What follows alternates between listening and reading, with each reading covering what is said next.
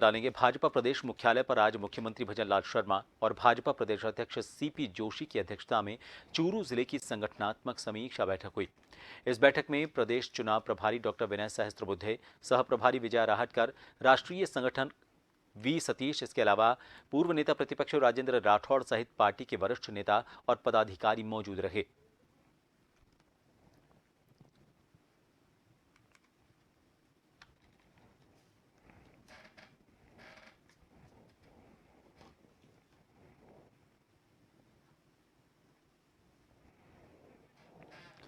BJP मुख्यालय में यह बैठक हुई जिसमें मुख्यमंत्री भजनलाल शर्मा भी पहुंचे थे। आपको बता दें, प्रदेश अध्यक्ष सीपी जोशी ने बैठक ली जिसमें चूरू जिले की संगठनात्मक समीक्षा बैठक हुई। इनके अलावा इस बैठक में चुनाव प्रभारी डॉक्टर विनय सहस्त्रबुद्धे, सह प्रभारी विजय राहटकर, इसके अलावा राष्ट्रीय संगठक वी सतीश, पूर्व नेता प्रतिपक्ष राजेंद्र राठौड़ रहे और भी कई वरिष्ठ नेता इसमें शामिल हुए। आपको बता दें कि चूरू जिले की संगठनात्मक समीक्षा बैठक में हार के कारणों की समीक्षा की गई।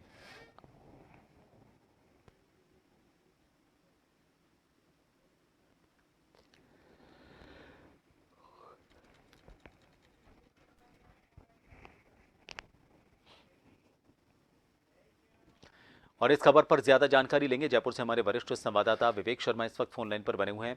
विवेक, 11 सीटों पर हार का मंथन शुरू हो चुका है। चूरू जिले की समीक्षा की गई है। चूरू जिला बीजेपी का लंबे समय तक वहां पर सत्ता पर कब्जा रहा, लेकिन इस बार जो परिणाम रहे वो उस तरह से नहीं रहे। आज चूरू जिले को लेकर जो समीक्षा की गई, क्या हार के कारण सामने आए? राजस्थान में लोकसभा चुनाव के नतीजे सामने आने के बाद अब हार और जीत को लेकर मंथन का दौर शुरू हो चुका है। 2 दिनों तक भाजपा प्रदेश मुख्यालय में ये मंथन किया जा रहा है, जिसमें 11 सीटों पर जो हार भाजपा को मिली है, इसके क्या कारण रहे हैं और आखिर हार के पीछे क्या इस स्थानीय नेताओं की गुटबाजी हावी रही, सही चुनाव प्रबंधन में कमी रही, या फिर प्रत्याशी को लेकर गलत चयन को लेकर जो है चुनाव में हार मिली है। ऐसी तमाम बातों को लेकर स्थानीय नेताओं के साथ मंथन किया जा रहा है। मुख्यमंत्री भजनलाल शर्मा खुद जो है वो भाजपा प्रदेश कार्यालय मौजूद है। लोकसभा चुनाव प्रभारी और सह प्रभारी बैठक में मौजूद है। भाजपा प्रदेश सीपी जोशी यहाँ पर मौजूद है।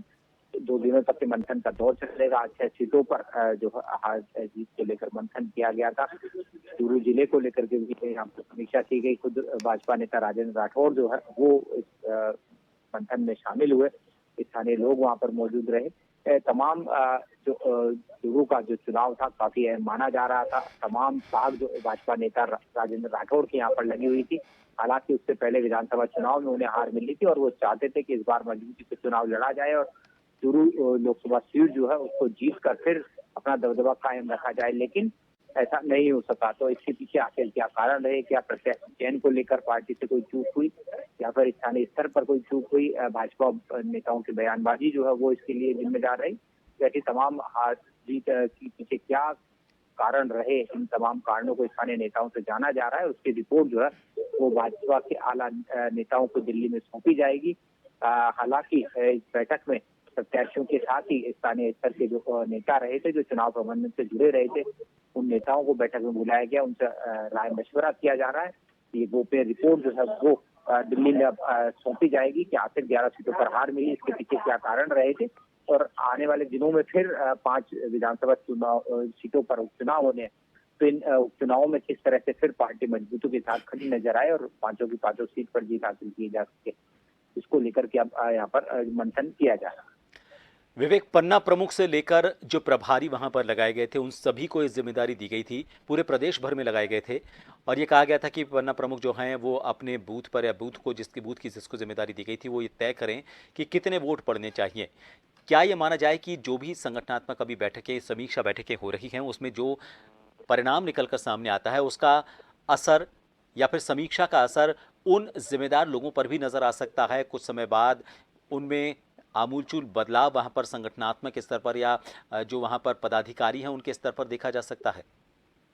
तो देखिए, ये तय माना जा रहा है कि जिस तरह से लोकसभा चुनाव के परिणाम सामने आए उसके बाद संगठन में फिर फेरबदल किया जाएगा, संगठन को फिर मजबूत किया जाएगा। बूथ स्तर पर पार्टी अपने आप को मजबूत करना चाहती है और भाजपा बूथ स्तर पर इससे पहले चुनावों में मजबूती के साथ चुनाव लड़ी थी, जिसके परिणाम ये रहे थे कि 2 बार इससे पिछले जो लोकसभा चुनाव हुए 25 की 25 सीटें जो है वो भाजपा के झोली में आई, लेकिन इस बार 11 सीटों पर हार मिली।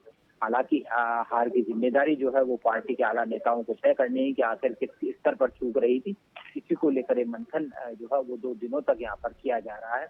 इसकी गोपनीय रिपोर्ट जो है वो दिल्ली में भेजी जाएगी, लेकिन ये तय माना जा रहा है कि 2 चरणों में चुनाव राजस्थान में हुए थे, तो आखिर प्रत्याशी चयन में क्या चूक रही, क्या स्थानीय नेताओं में गुटबाजी हावी रही, या फिर संगठन का उसकी चूक यहाँ पर है, क्योंकि अलग अलग जिलों में अलग अलग सीटों पर देखने में आए, अलग अलग कारण जो है हाथ के पीछे रहे थे। मजबूती के साथ जो है चुनाव में भाजपा उतरी थी। 400 पार का लक्ष्य दिल्ली में रखा गया था, तो राजस्थान में 25 की 25 सीटें जीतने का लक्ष्य रखा गया था। तो क्या ज्यादा जरूरत से ज्यादा उत्साहित भाजपा कार्यकर्ता थे जो मतदाताओं को जो है चुनाव में अपना वोट डलवाने के लिए नहीं ले जा सके? क्या इस तरह की कोई चूक रही? तो ऐसे तमाम कारणों को लेकर यहाँ पर मंथन किया जा रहा है। इस मंथन के बाद ये माना जा रहा है कि प्रदेश संगठन में भी काफी बदलाव यहाँ पर होने, आखिर संगठन को किस तरह से और आगे मजबूत की जाएगी कि दोबारा हार का सामना ना करना पड़े। बहुत शुक्रिया विवेक तमाम जानकारी के लिए। तो फिलहाल मंथनों के सिलसिले के बीच चूरू जिले को लेकर मंथन चल रहा है, समीक्षा की जा रही है हार के कारण जमीन से लेकर ऊपर के स्तर तक क्या वहां पर प्रत्याशी चयन को लेकर किसी तरह की कमी रही। अगर प्रत्याशी सही था तो बीजेपी की जो योजनाएं हैं केंद्र सरकार की उस वक्त की जनकल्याणकारी योजनाएं वो जनता तक क्यों नहीं पहुंच पाई। हर पहलू पर यहां पर मंथन किया जा रहा है ताकि उसकी समीक्षा करके उन कारणों को दूर किया जा सके।